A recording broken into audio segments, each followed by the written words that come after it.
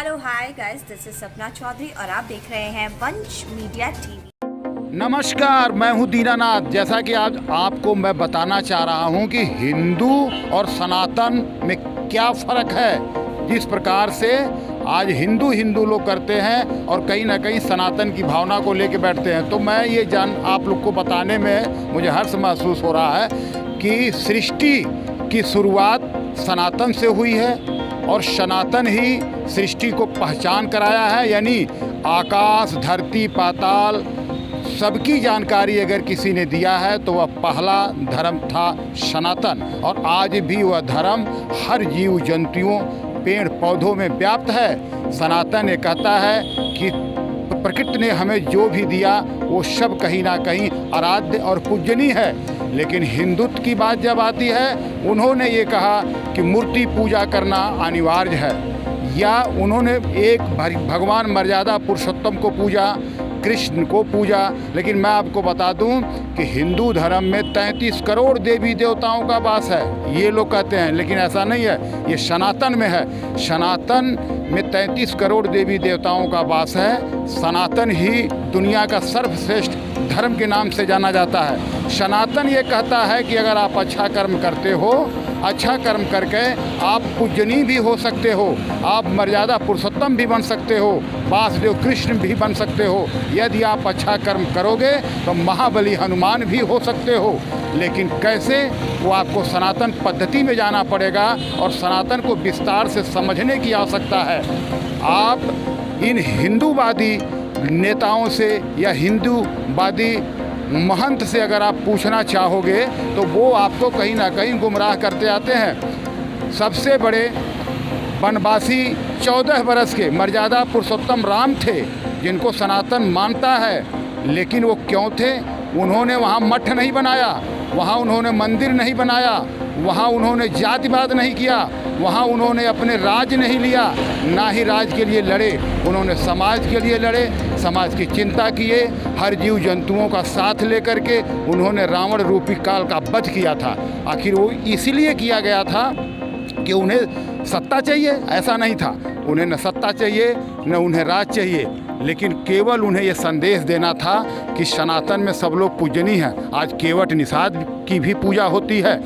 हिंदुत्व तो ये कहीं ना कहीं जाति वर्ण भाषा में ये कभी कभी ये भी कहता है कि शूद्र वैश्य ये जो अपनी अपनी बातें करते हैं, लेकिन मर्यादा पुरुषोत्तम ने उस चीज़ को एक सनातनी के रूप में दर्शाया है कि कर्म ही पंडित है, कर्म से ही क्षत्रिय हैं, और कर्म से ही वैश्य, और कर्म से ही शूद्र।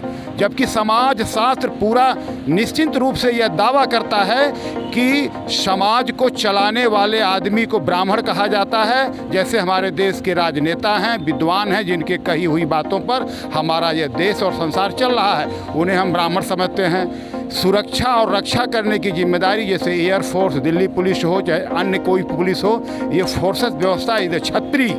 और व्यापार जगत में काम करने वाले यदि कोई भी व्यक्ति है, चाहे वो किसी भी जाति या कौम का हो, तो उसे वैश्य कहा जाता है।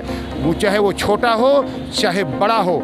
वही शूद्र की गिनती नौकरी चाकरी और चपरासी जैसे काम करने वाले, चाहे आज के डेट में IAS और IPS हो, उनकी गिनती शूद्र के रूप में की गई है। वो कर्म के आधार पर बांटा गया है। तो ये कर्म की बात जब बार बार लोगों के बीच में जेहन में जाती है तो उसको समझने की आवश्यकता है। इसमें भी हमारे सनातन ने कभी भी किसी जाति विशेष की बात नहीं किया है। सनातन हमेशा सबको एक साथ रखा है, और सनातन ये फलने फूलने के लिए खुली आज़ादी देता है।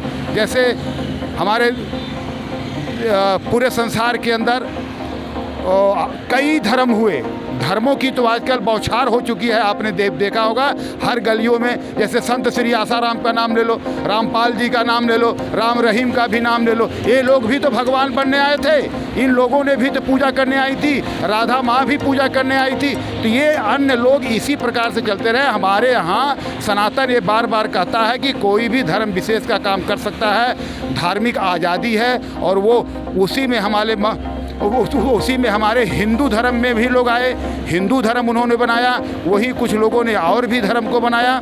लेकिन सबसे बड़ी बात ये निकल के आती है कि हिंदू धर्म जो है वह एक नदी है, सनातन सागर है। सागर सनातन को सागर ही इसलिए कहा जाता है कि सभी धर्म, सभी जातियाँ, सभी मजहब सनातन के अंदर जाके समाहित हो जाती हैं। और सनातन की जो पहचान है वो आपको ये तीनों लोक की जानकारी देता है, चारों वेद की जानकारी देता है, 18 पुराण की जानकारी देता है। यानी कहीं ना कहीं सनातन पर चैलेंज करने के लिए आज भी साइंस नहीं बन पाई है, लेकिन अन्य धर्मों के ऊपर अगर साइंस का सहारा लिया जाए तो कहीं ना कहीं कुछ बात निकल के और भी आती है। और इस पे आपको बहुत बहुत अच्छे कामों की वीडियोस मिला करेंगी, तो मिस मत कीजिएगा, जल्दी से सब्सक्राइब कीजिए और जो भी आप देखिए उसके नीचे कमेंट्स कीजिए अच्छे और देखते रहिए वंश मीडिया टीवी।